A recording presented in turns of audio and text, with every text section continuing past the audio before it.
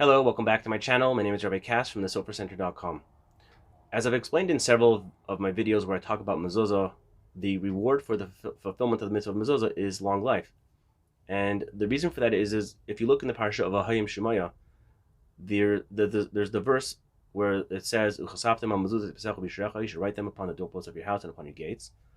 Immediately following that verse, it says, which means, in order that you prolong the days, your days, and the days of your children.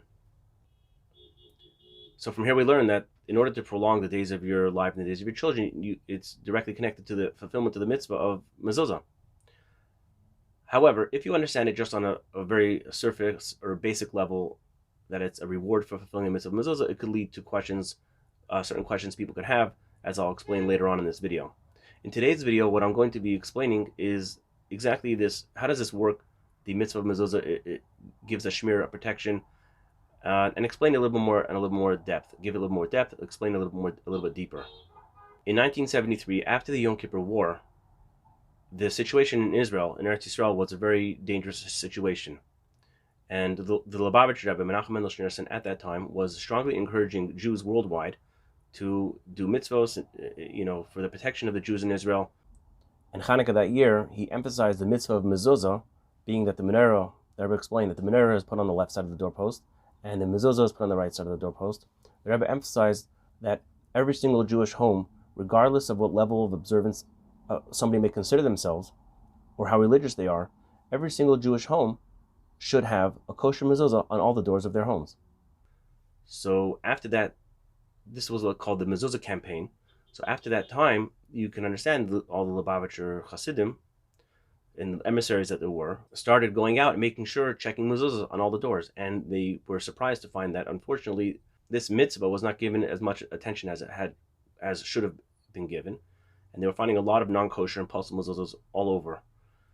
So during that year, this is 1974, in May, in Eretz Yisrael, there was a school that went on a class trip to the Golan. And at night, they were sleeping in a school in Malot. And that night, while they were sleeping, terrorists came to the school, and they attacked the school with the children inside. And many children were injured, but a total of 17 students from the school were murdered. And Rabbi Kaplan, who was a Chabad rabbi in Tzfas, he was very involved because these were students from Tzfas. And again, this is right after the Lubavitcher Rebbe launched the Mezuzah Campaign to make sure that all the mezuzahs were kosher. So while they were dealing with this whole situation, which has happened, he decided that he wanted to have the Mezuzah Scrolls in the school checked. And they went to the school and they took down the mezuzahs for checking. And I'm getting goosebumps as I say this story. Every time I say this story, I get goosebumps.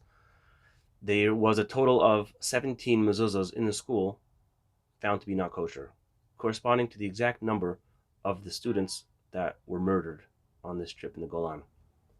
Now, lots of people around the world wrote to the Lubavitcher Rebbe, what is going on over here? We know that the mezuzah is the reward, and this is why I'm making this video.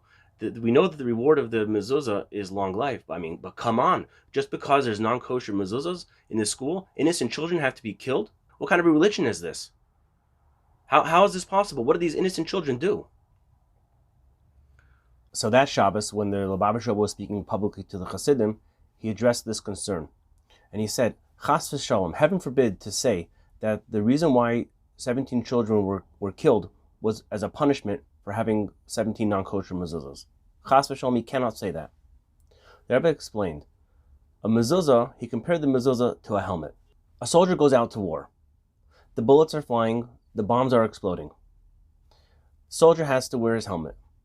Why? Because if a part of a bomb or a bullet flies onto him, he needs to have the helmet in order to protect him.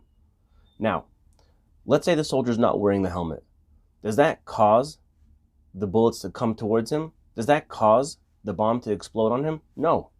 Those bombs, those explosions, those bullets are coming at him anyways. If he has the helmet, he will be protected. If he doesn't have the helmet, he will not be protected.